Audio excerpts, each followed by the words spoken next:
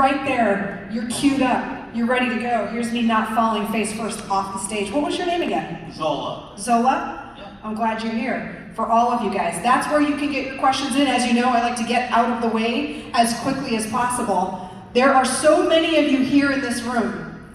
I would like for you to be so loud that they hear us across the street and wonder what the hell is going on in here. Give it up right now for Mr. Billy Boy!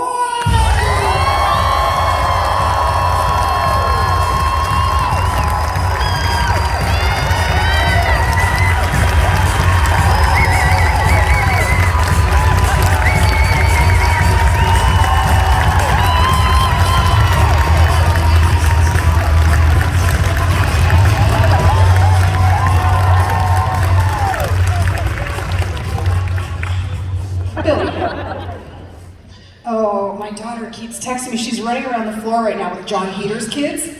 What's happening? What is going on? Are they looking for taters? She wants me to know that there's a Genshin character she would like to have a photo with in cosplay. I'm like, sure, you just go do you, child. Did you bring me biscuits? Where are my biscuits? I brought you nothing.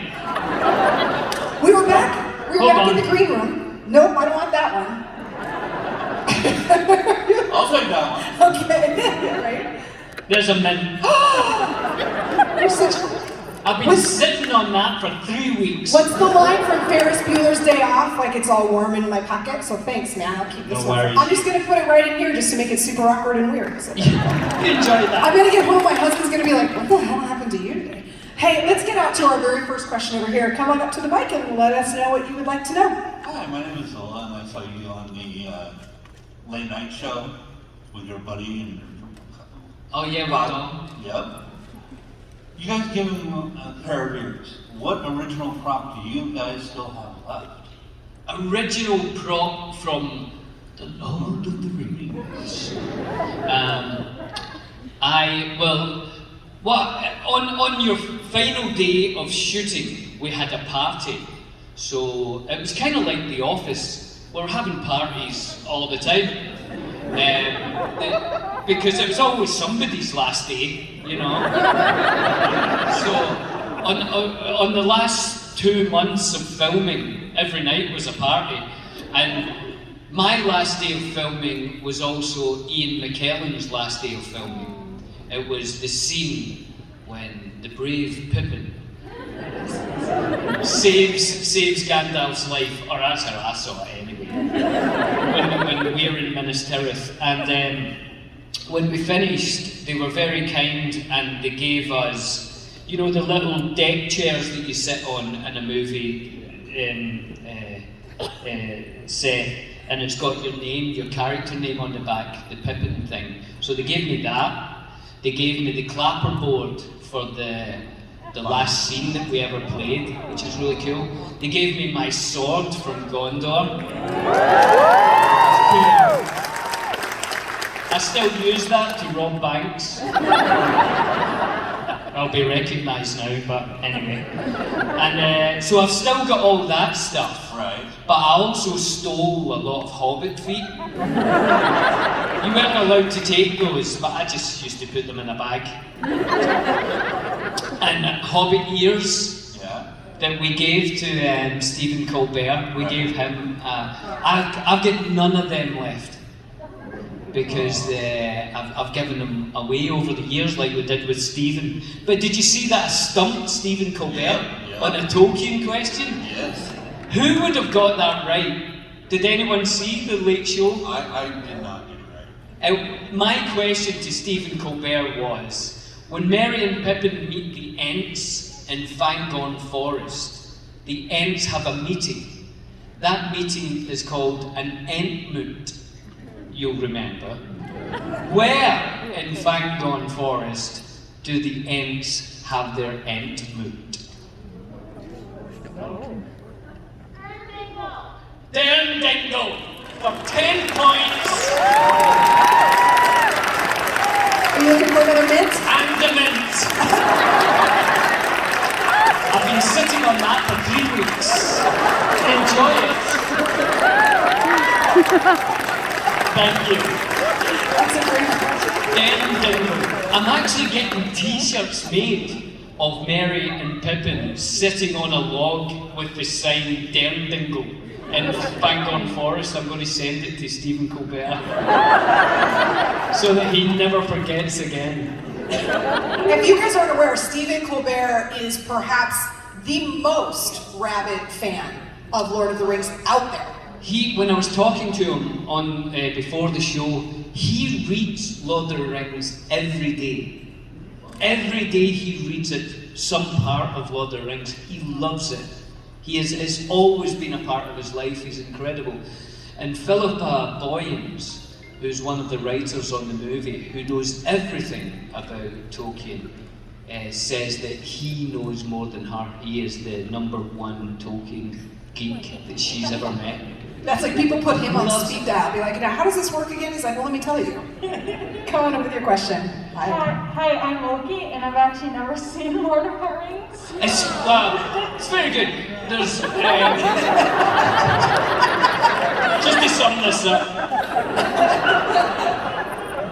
There's a guy and he makes rings, 9 of them for and 7 he gives to elves and 4 to dwarves, and he gives 9 to mortal men because they're doomed to die. Anyway, he has one ring that rules them all these rings. And it's one ring to find them, one ring to bring them all, and in the darkness find them. And that takes us to the land of Mordor, where the shadows lie.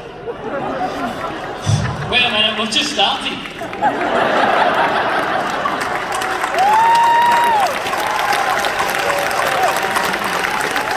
So this guy, Sauron, he thinks this ring is gone. It's not, it's still there, it's just quiet. A guy got a hobbit, we'll call him. He gets this ring, and then he takes it, he holds it for too long, hundreds and hundreds of years, and he goes in a cave and he goes for fish and says, oh, my precious. Anyway, we're not even at the start of the movies yet.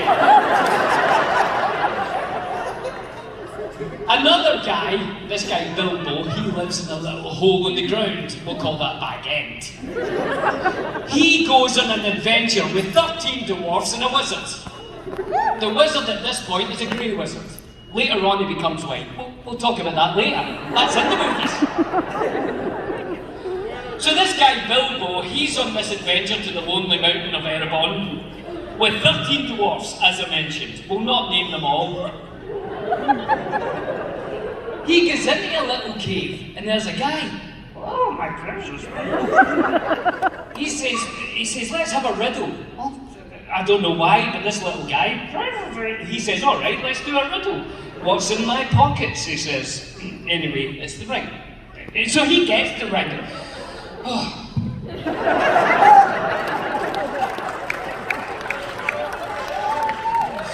We're almost at the movie.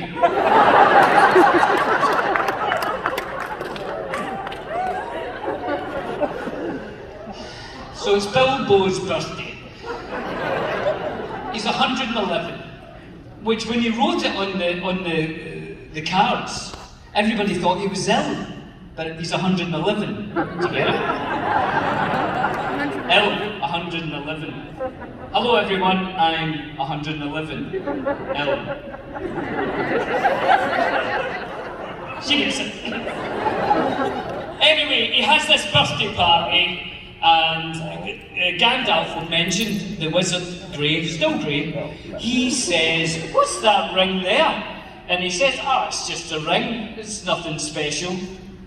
And he throws it in the fire. Frodo's in the fire, by the way. Frodo's another hobbit. This is almost a movie now. Throws it in the fire. What does it say? What does it say, Frodo? And he looks at it and he says, oh, it doesn't say nothing. He said, oh, that's good. Push in the camera. Hold on, Gandalf.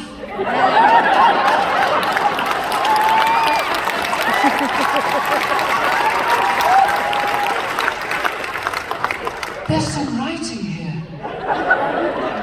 What does it say?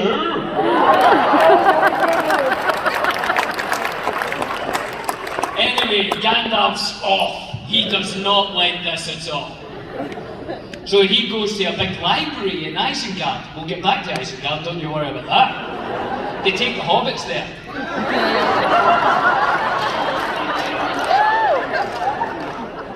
We're in the movie now. Gandalf says, get that ring, take it out of the Shire. I'll meet you in a bar in Bree. Frodo, being a hobbit, thinks, yeah, I'll go to a bar, fantastic. Even though the only proof of the brave and true comes from the Green Dragon.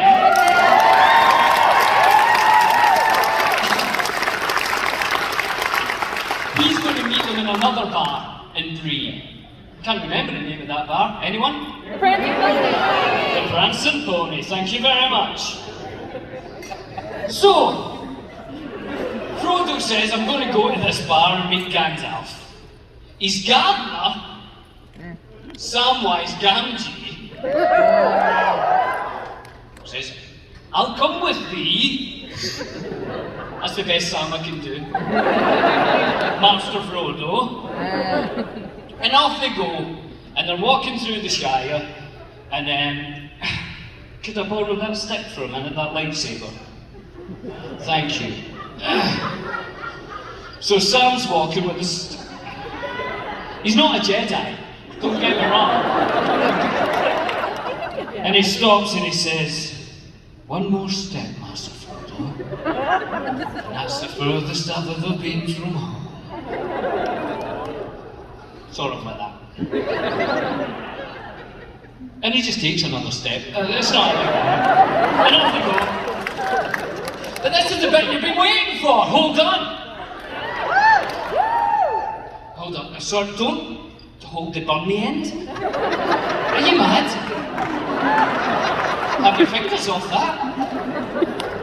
So, how many people have we got for questions? Right, we'll be alright. We're getting there.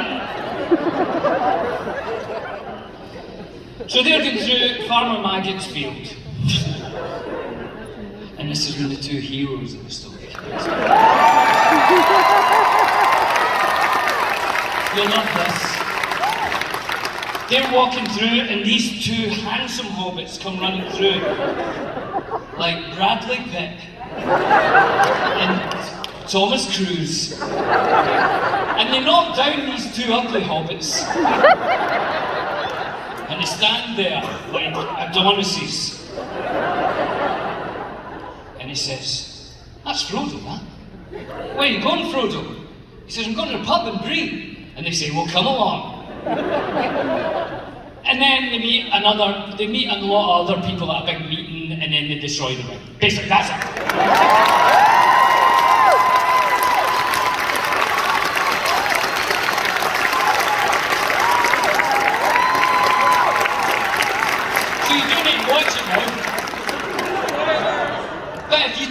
You could answer one thing for me. There was a horse in it for a bit. Bill the pony. Where did he go? Sometimes when I'm going to sleep at night, I think, what happened to Bill the pony? Actually. They say they found his way back.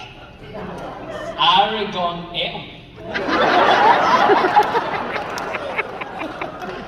Anyway, did you have a question, or was that it?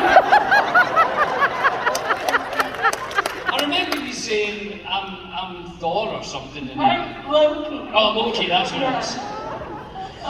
Do you want the story of that?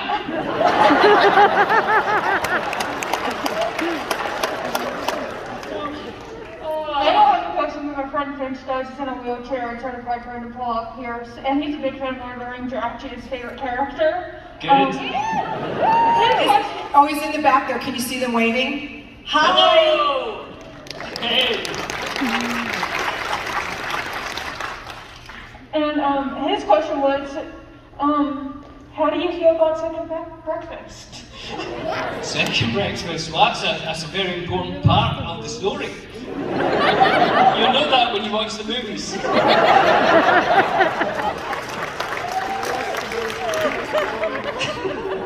One of the first guys we meet is this guy Aragon. He's a rugged man.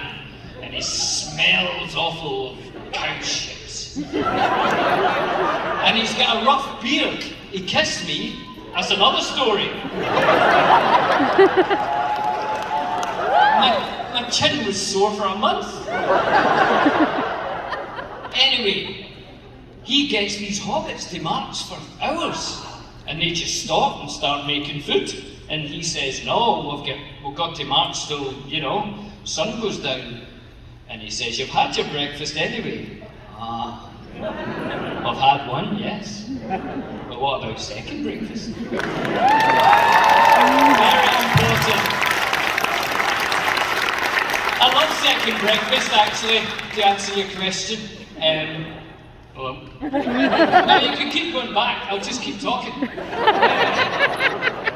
I get up really early in the morning, and I have a breakfast early. And so I do have second breakfast sometimes.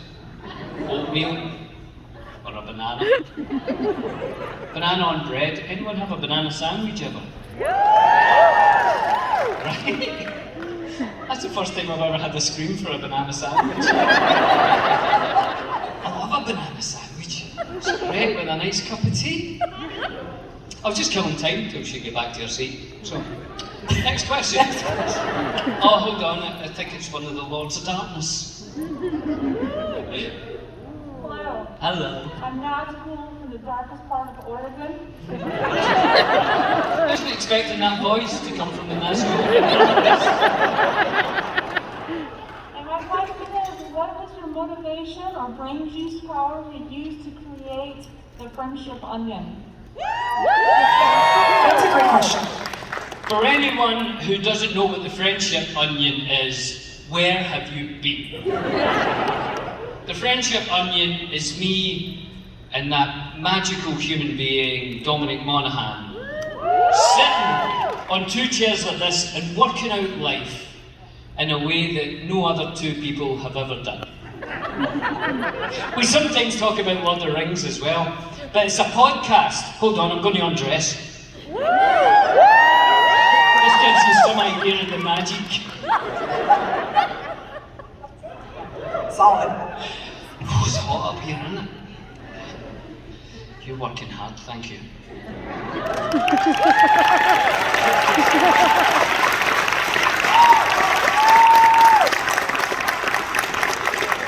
The friendship onion was Dom's idea. He wanted to do a podcast, and not a lot of people will hang out with Dom Monaghan. After you know him for a little while, he's quite annoying. But I've stuck by him over all these years. So it gives us an excuse to meet up once a week and we make a podcast and we talk about everything from string theory to... we eat something from a different place in the world every week called Billy and Dom Eat the World. And so please listen to the podcast or watch it, and we'll keep doing it because we love it. It'd be great. But thanks to everyone who is listening. We're having so much fun with it, and we had Sean Astin on for the last 2 weeks, and he's a riot. He's so funny, and he tells the story, for anyone who hasn't heard it, the story of why he was guiding in helicopters during Lord of the Rings, which had me laughing so hard. I couldn't sleep that night. I was laughing so hard every time I thought about it. So what was the question? What was the inspiration? What was the inspiration or brain juice power you used? Of what? Just your brain juice. So what inspired you to do your podcast? Yeah, it was basically Dom. It was Dom's idea. I had nothing to do with it. I just turned up. Thank you. Thank you very much. The Nazgul. Hi. Hi, my name is Brenna, and I'm actually from Portland. Got any tattoos? No, I don't. You liar. You're not from Portland then? My question is, when you were approached to do the credit song for the last Hobbit film, what was that experience like? Yeah, so that was the last goodbye that we thank you.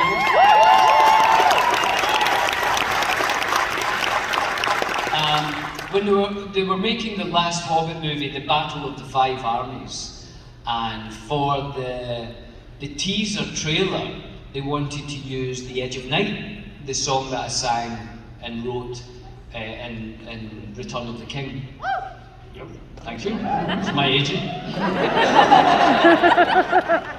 And so they sent me the trailer, and I thought, oh, this is amazing. That's so lovely that it ties the two trilogies together. And you know, what Pete wanted was generations to come will watch The Hobbit first, and then they'll hear a voice of one of the Hobbits that then takes you into The Lord of the Rings.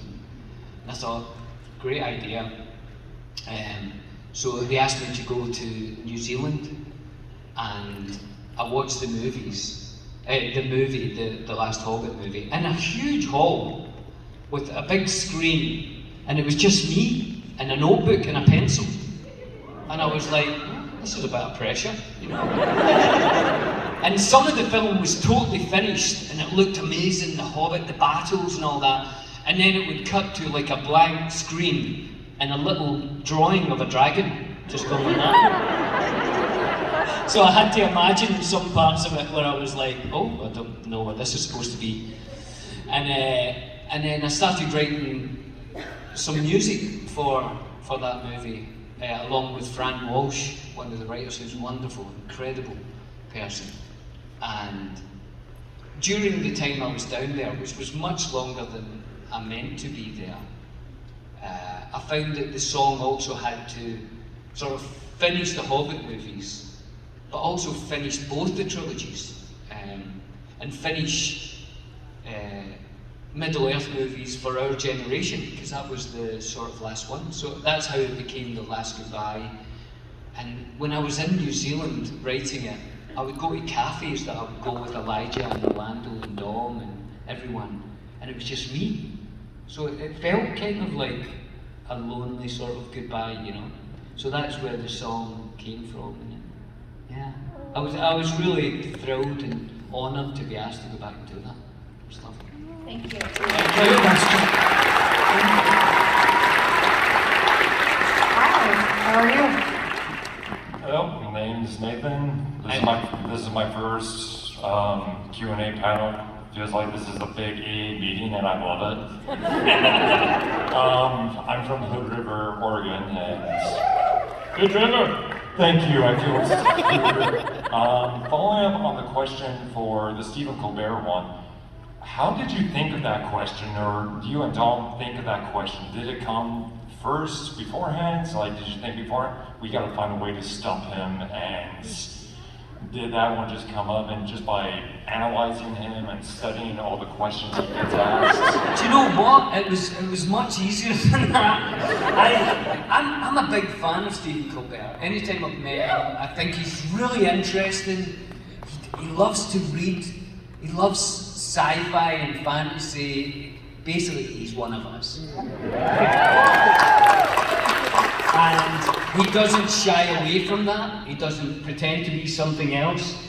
And I really like him. Dom gives me a hard time because he says I've got a man crush. I kind of have, because I find him really interesting, and I like talking to him. So I didn't want to stump him. And Dom came up with some questions, and I thought his one about Shelob was really difficult. And I thought that might stump him. And I thought, I'll just do one that's about the geography of Middle-earth. He'll definitely get that. The name of a place. And I just thought, I'd like it to be about the Ents, because I love Merry and Pippin's story with Treebeard and the Ents. So it was the only place, other than Fangorn Forest, that the Ents go to. So I thought it was actually an easy one.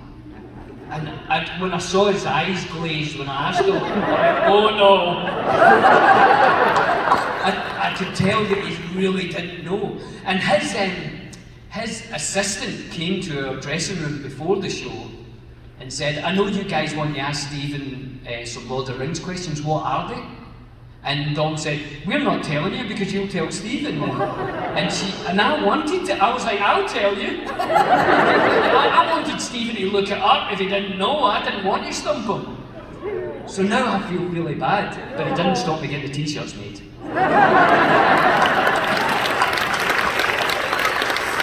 Thank you, Nathan. You mentioned he's from Hood River. Have you ever been windsurfing? Because I know that you like to surf, but Hood River's got amazing windsurfing. I did go windsurfing once and I really hurt my leg. Oh. So I'm not going back to do that. Hood River, sorry, out of the question then, right? Hi, No, it's Philip. good. Was it? I do like to surf. I live in California now for a while, and I love going surfing. I go with my son, and there's something really nice about getting up early in the morning and going into the water and catching a wave that's came from thousands of miles away. And try not to get eaten by sharks, which since I've seen Jaws has been my main drive in life. Don't you? I let my son see Jaws for the first time. How old is your son? 15. I would never let him see it. Yeah. Not because it's super scary, but I don't want him to get a fear of water. I was scared of baths. Honestly. I don't watch horror movies for that reason. I have to read about them, so I know what's going on. Jaws totally freaked me out to the point that my two main fears in life has been sharks and quicksand. Anybody my sort of age, probably that is your fears. I don't know where the quicksand came from. Is it Princess Bride? I was so scared of quicksand. I was scared to go to the beach. So I couldn't get past the sand to get to the water, to the sharks. And being buried alive was another one. I don't know where that one came from. I was always lying in bed trying to think of ways, maybe if I had a bell in my coffin that went up with a light, I could press that if I came alive again. Be cremated. Like, no, that's true. That seems like an easy fix. That'd have saved me a lot of Let's time. make it more complicated. We need a bell. We got a bell with a light on it. A power system. That goes straight to the police station. To the police chief. I think this is a really brilliant idea. Thank you. We should kickstart this. Go ahead, get your question in. Hi, my name's Andrew. I'm from Hillsborough. From where? Hillsborough. It's about 20 minutes from here. Anyone? Thank you. You've got to get a shout if you say you come from somewhere. Right. As a singer, songwriter, and actor, which do you feel gives you more creative freedom, singing, songwriting, or acting?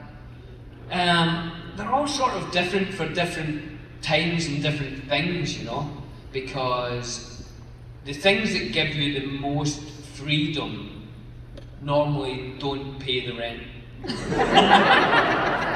Like, I'll write a song and think that's great, and I'll put the bass on it, and I'll play the violin, and no one will ever listen to it.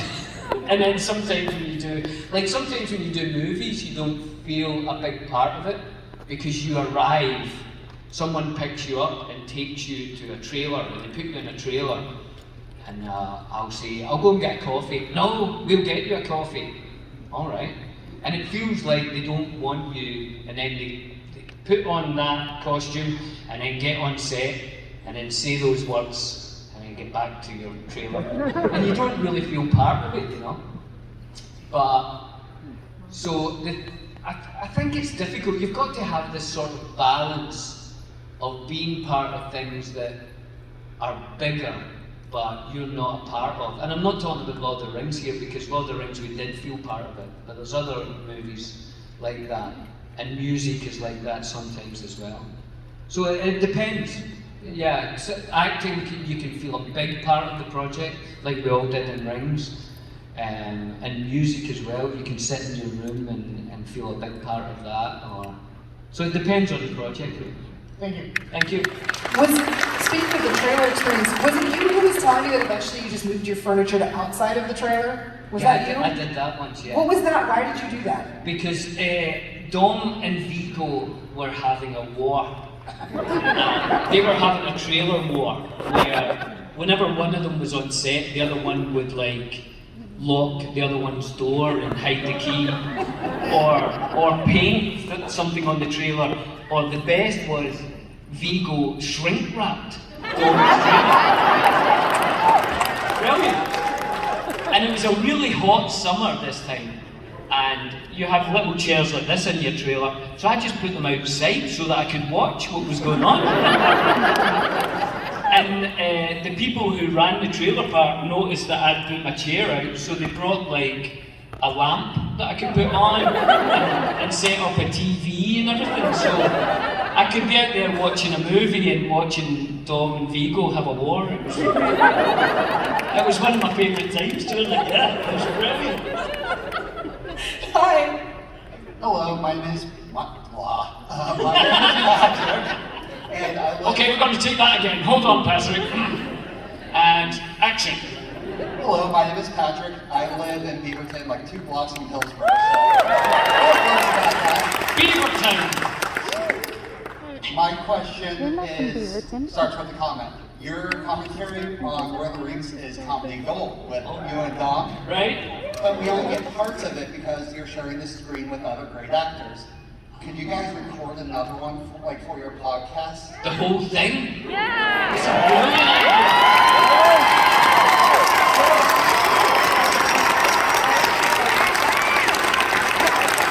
That's a great idea. And thinking on that, there must be somewhere we must have done the whole thing. In fact, we did, I remember it. So there is a commentary of just me and Dom somewhere. Put it out. Yeah, I will. I'll have it. But I know who will have it. So I'll call him up and see if I can find that, and maybe we can get it on the Friendship Onion. That's Well done, Patrick. I saw him on the floor.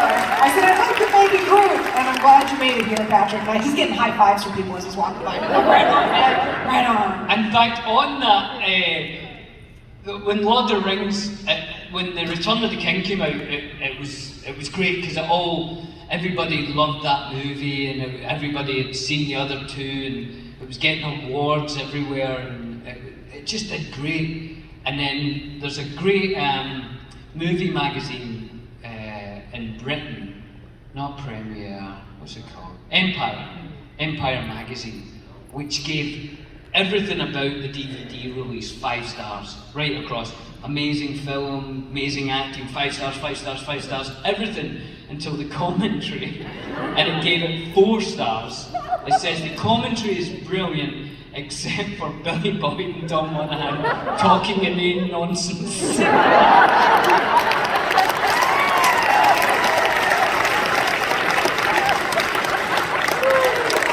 Do you know, I've never listened to it, but one bit sticks in my mind, and I don't know if this is actually on it, but Dom starts talking about the big march of the Urukai, and he says that Weta had trained ants to march, and then they dressed them all up in little Urukai uniforms.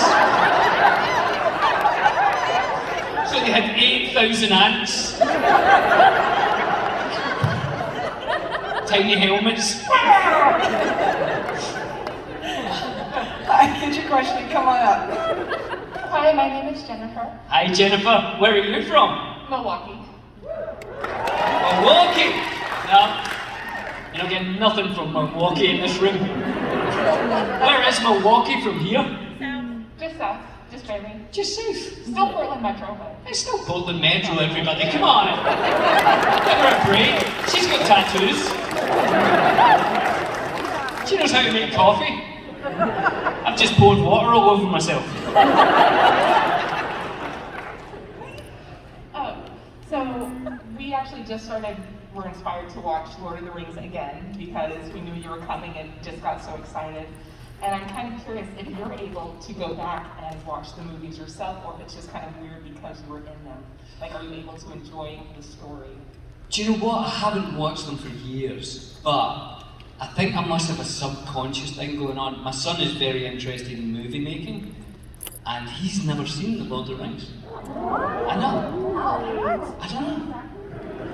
But I noticed the box set of Lord of the Rings is next to our TV now, and I can't remember putting it there. But I think I must have. So subconsciously I've kind of put it there and said to my son, you know, maybe we'll watch this together. And but so I haven't. But I really want to watch it with him, and I've started watching kind of classic movies in old classic movie theatres with him, because I think that's better. Because I think in the age of YouTube and very quick cuts, that some older movies, and not talking about Lord of the Rings, older, you know, like we watched The Godfather, and it's brilliant, right? But much better in a movie theatre where you've got to put your phone down. You know, you sit on the sofa watching that and you're like, okay, I get what's going on. What's happening on TikTok? You know what I mean? So, I'd like to go to the theatre and watch it with them, is what I'm trying to say. I think if one of the theatres plays the extended version somewhere in Los Angeles, I'll take them and see it there. I think that'll be good. Yeah, support your local theatres, especially after all this we've gone through, you know. Oh, and while I'm saying support places, there's a place here in very nearby, I think, called Weird Mead and Leather, right? And it's basically like a Lord of the Rings medieval bar where you can drink mead and beer, and it looks fantastic, and they've got great food, and I would say go and support them because it looks like a magical place, and the people who are running it are great. And hold on, I'll tell you where it is, everybody, just hold your breath. It's at 21st and Holgate. 21st and Holgate. Go along. Eat some fantastic food, drink mead, which is the oldest alcoholic beverage in the world. It's made from honey. It's very good for you. Bees drink it.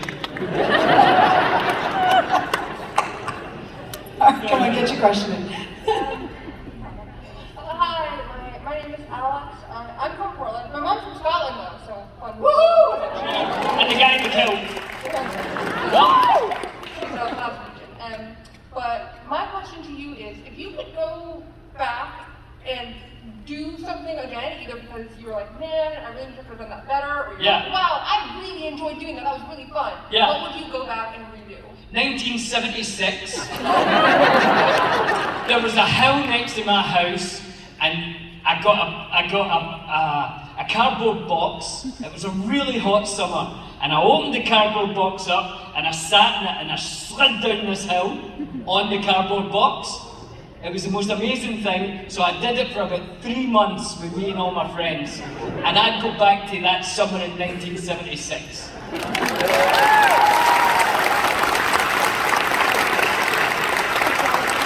With no hesitation, that was formative for you. That, it must have been. One time I went down, there was about 5 of us on this cardboard box, and we went about 3,000 miles an hour down this hill.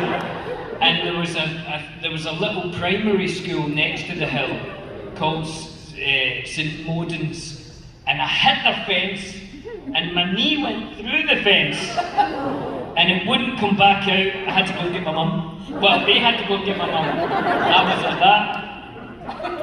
You got in so much trouble. Yeah, I got in trouble. Alright, come on up, get your question in. Oh, look at his shirt. What about second breakfast? What about second breakfast?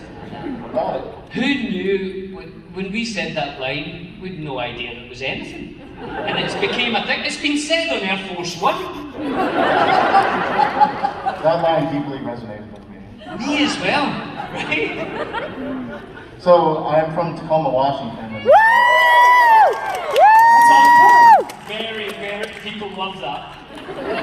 back home, I have a near dear friend who's a little person. His name is Lyle. And my question to you is, while filming on set and working with the stunt doubles and the actors that played the littler version of yourself, how trippy was that, being in a scene with Ian McKellen or one of the other actors, and then seeing the scene from another end with one of the smaller actors, or did you interact with them, and do you have any relationships with them? They were great people. Everybody who was involved, the person who doubled for me, for anyone who doesn't know, did all sorts of ways to make everybody look the correct size, because hobbits are 3'7", and then humans are slightly taller than they are now, but dwarfs are somewhere in between, elves are taller, you know, so to get the height right was a kind of a real headache at first.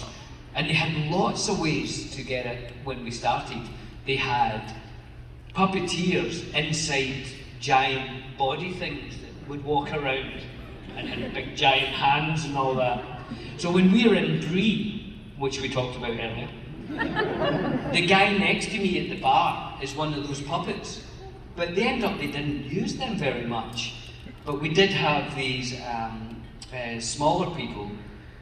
Fawn was mine. She was a lovely lady from Thailand who was about 4 foot, and she would play me. Normally it was wide shots, so if they were walking up a mountain with Ian McKellen, then that would be Fawn. One of my favourite things was Weta had the idea that they could do closer shots if they had a mask of us that they could put on the smaller people. So they made a mask of me that then went on Fawn. And the eyes could close and the mouth could move a bit. Stupidly, they let me operate it. So there's a scene where Ian and, well, Gandalf and Pippin are walking into the Great Hall in Minas Tirith towards Denethor, who's the steward, and it's all very quiet. And they said, well, we can film this with Fawn and Ian for one of the shots if we put on. And I thought, great, I'll operate that. But I didn't operate it very well. And I closed the eyes. And then Fawn just went walking off. Couldn't say a thing. But anyway, it turns out the face thing didn't work very well. So they gave up on that. So they tried lots of different things. But to answer your question, they were wonderful people. And Fawn taught me a lot about Thailand and life there. And I actually went to Thailand and met her. And yeah, lovely people. And oh, are you really? Oh, brilliant. Come, Kat. That's my time. I said thank you.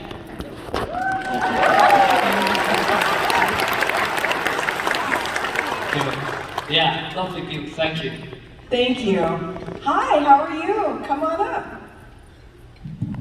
I wanted to know, what's your favorite, part of the Lord of the Rings to play, like act? Yeah, I liked a lot of it. I think when my character Pippin, when he matures a bit and understands where he is and how he can help in the third film, I liked all of that. So all the stuff in Minas Tirith with Pippin is probably my favourite stuff. That's a good question. Very good question. I'm Michelle, this is Kayla, by the way. And, Hi. Originally from Las Vegas, live in Portland. So my question actually is... That might have been for Vegas, I don't know. It's alright, it's not a great city. Is actually about Outlander. Yeah. And how did that role come about for you? How did you end up on that? And kind of how was that experience for you, doing the colonial thing instead of like the fantasy? Yeah, well, so Outlander had been getting made for a while, and it all sort of worked out together. I was making a new album with my band, Beecake, and they all live in Glasgow, in Scotland. And then Outlander got in touch and said, you know, would Billy be free to do a character in Outlander?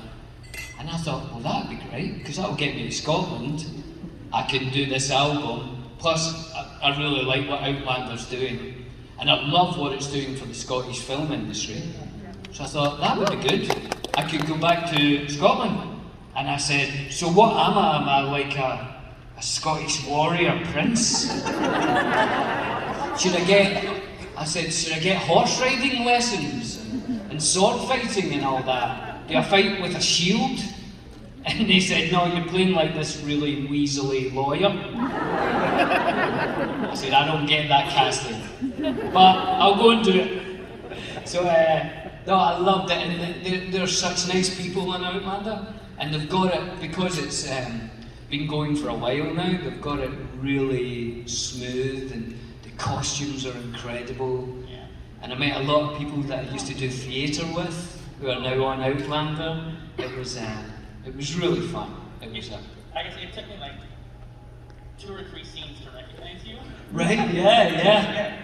Because you weren't the majestic warrior. Exactly.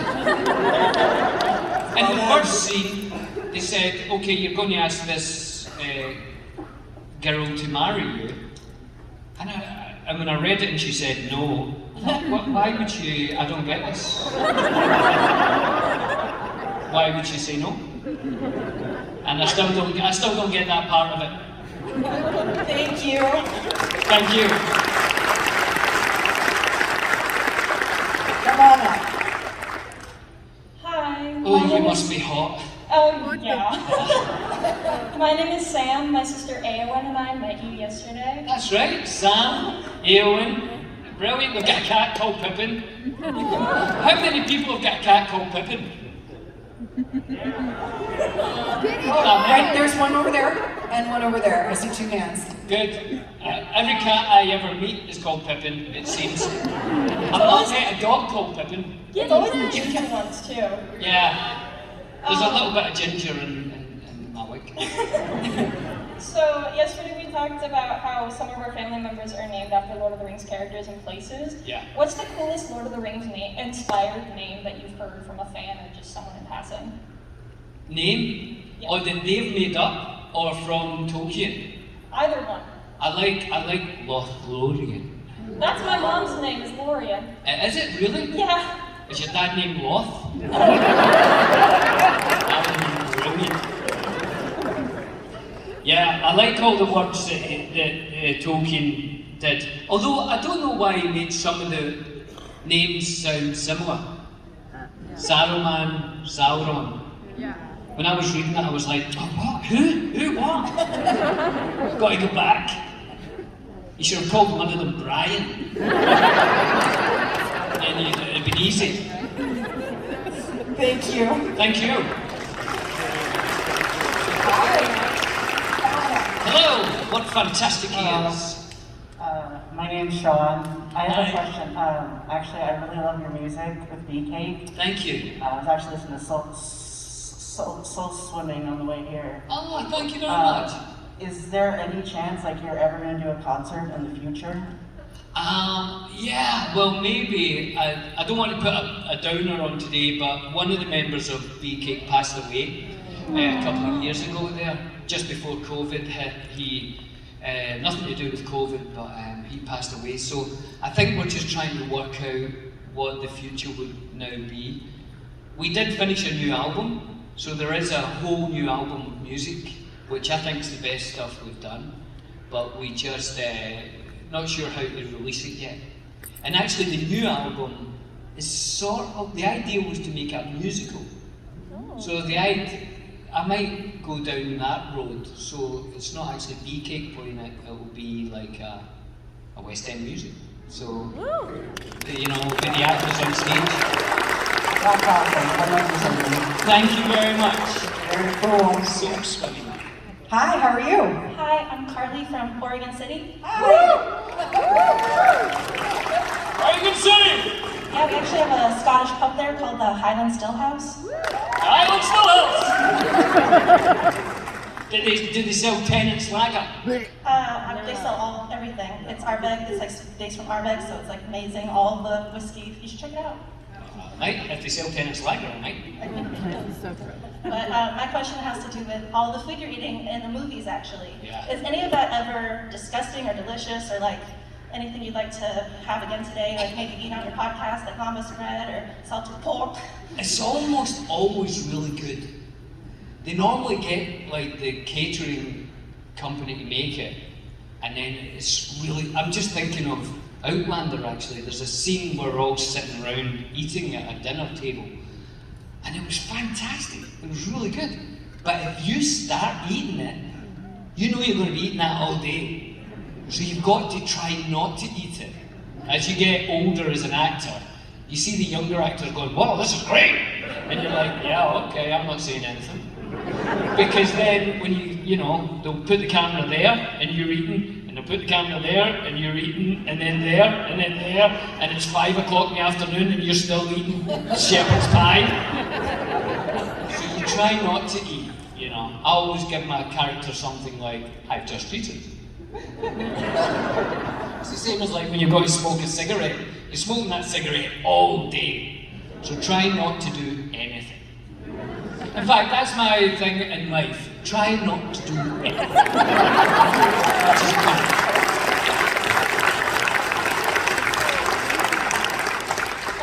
Hi. Hi. you guys look great. Thank you. We're from Portland. Oh, There it is. got any tattoos? Too young. Me and my friends, we're huge fans of like all of Tolkien's works, especially like the Silmarillion. We're actually Sauron and Melkor from the Silmarillion. Nice. And I have a question kind of related to that. There's, as you probably know about the Second Age Amazon show that's going to be coming out in a year or so. And I want to know what your opinions are. Have you like read Tolkien's earlier works? Are you excited about that? Like, what are your feelings on that sort of thing? I'm going to be totally honest here and say I have only ever read The Hobbit and The Lord of the Rings. Sorry about that. There's other things to read, you know what I mean? But I'm going to read The Silmarillion. That's my next one. In fact, I hear there's a really good bookbinder here out in the hall who makes beautiful books, so I'm going to go and see if he's maybe got a nice Silmarillion I could buy. Although I did hear that somebody had spilled coffee on it. Yeah, so I don't know, maybe I'll get money off. But so I haven't, but I'm just about to. And there was another part of that question. What was it again? What are your feelings on the Second Age Amazon show that's coming out? Right, so I'm very excited about it. I think they're doing it the right way. I think they're spending a lot of money on it and doing a lot of research and bringing in the right people. I know they've spoken to Pete Jackson, although I don't think he's involved. But I think, even as a matter of respect to go and speak to him, I think it's the right thing to do. And hopefully it will have the feel of the movies. I hope they're using Weta. I don't know anything about it, but I'm very excited to see it. I hope they do it the right way. Thank you very much. You guys are great. Is that us? That's us, and I think we can do it. I think no more questions, we'll cap it, and I bet you if we go quickly, we can do this. Okay. We're going to do quick fire for the next one. Let's do it. Because it's almost done. It's ticking down. I don't like things ticking down, it makes me think of life. Let's just not pay attention to it. Let's not look at it. Yeah. Okay. Hi, go ahead. Hi, I'm Kyle, this is my wife Kendra. We were wondering when where Jen Hansen got the love poem for the One Ring wedding band, because we got it engraved onto my wedding band. Oh, do you know what? I don't know where.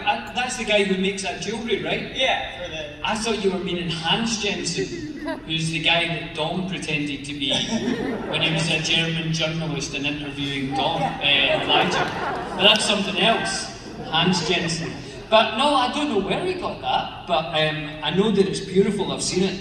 It's amazing. We actually had this forged at a custom ring maker. But... Ah. So he never made it? No. You just stole the idea. I like that works. Thank you. Thank you very much. Thank you. All right, come on up. Bye-bye. Hello. Hello. My name is Shawnee. I was able to meet you yesterday, and that was a wonderful experience. Thank you. And I was able to tell you about my family's tradition of Lothers Day every year, where we watch the movies. Oh, yes. And I wanted to ask you if you would help me take part in that tradition, because over the years we've been able to kind of incorporate more trilogies, because at this point we've memorized the films. Okay. And I want to ask you, is there a film trilogy or just a movie that you really enjoy to watch a lot? And I would ask that you tell me that, so maybe I can ask my family if we watch that this year. Okay, here's your trilogy for this year. There's a filmmaker, a Scottish filmmaker called Bill Forsyth, who made a film called Gregory's Girl, which is about a high school in Scotland, and they have a football team, a soccer team, and a girl from the high school joins the football team, the soccer team, and she's the best player on the team, and it's how the boys kind of react to that, you know. And it's my favourite film ever. Watch Gregory's Girl, it's brilliant, and if you want to make it a trilogy, watch Gregory's Girl, Bill Forsyth, Comfort and Joy, Bill Forsyth, and Local Hero, Bill Forsyth. There's your trilogy right there. Thank you so much. That was all my time. Very cool. Thank you. Hi, my name is Emma. Thank you so much for the mint. I'm a huge fan, so I'll keep it forever probably. Or you could just use it to suck away. So I know that the set design was really extensive for Lord of the Rings, and I was wondering, what was your most and least favorite set to spend time on? Okay, I need to go fast, don't I? So, you got it. We get this. Least favourite was outside the gates of Moria, because it was freezing and it was wet and it went into my hobbit feet and I felt like I was going to die. It was awful. That was the worst. And my favourite set, Minas Tirith, when they built Minas Tirith. They built the actual streets of Minas Tirith into an old quarry in New Zealand. It was amazing. It's actually where Helm's Deep used to be. They filmed Helm's Deep, ripped it down and built Minas Tirith. Amazing. That was probably my favourite. Beautiful. Thank you. Incredible work. Thank you. Come on up. Hi, my name is Darius. I'm from Vancouver, Washington. Canada! This is I want to know what the hardest scene for you to film was, either physically or emotionally. Don't panic, anyone. It is just about luck. The oldest of all beings. Fly, you fools. The hardest scene. Let me think. The scene, you know the scene I was talking about when Gandalf and Pippin walk in to meet Denethor? Once we tried the mask and that didn't work, and they were trying to work out how to do the height difference, we did it completely in green screen.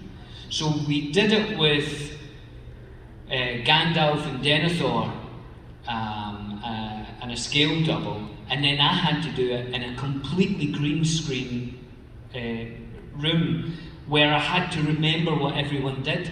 So I had to walk in, and then I had to walk around Gandalf, and then Neil looks at me, and then walk back as he grabs me and all that. That was really, I was like, whoa, this is, and I'm just in a green room, you know. I would say that was the hardest. Thank you. This will be our last question. This will be our second last. He walked up after I capped This it. is the last. I'm Stuart from Bend, Oregon. You were my twin brother a couple years ago when you were here at Rose City, so thanks for coming again. Not at all. Listen to the Friendship Onion, love it. I'm assuming Sean Austin ditched the con because he didn't want to confront you about League of Legends, is that correct? League of Legends. I got my first ever A+ on League of Legends. I am the worst League of Legends. Does anyone play League of Legends? This is Dom who got me playing. It's a video game and everybody is terrible to everybody else. But it's a great game and it's really fun and I love it. But when you're playing with anyone, they can write whatever they want, people on your team. And people write things to me like, someone honestly wrote, please never play again. I was like, I'm just learning. Terrible, eh? But I should tell you what Dom's name is on League of Legends. Yes, you should. But I won't. Thanks, man. Thank you. Give it up, everyone, for Mr. Guys, so much fun. Thank you.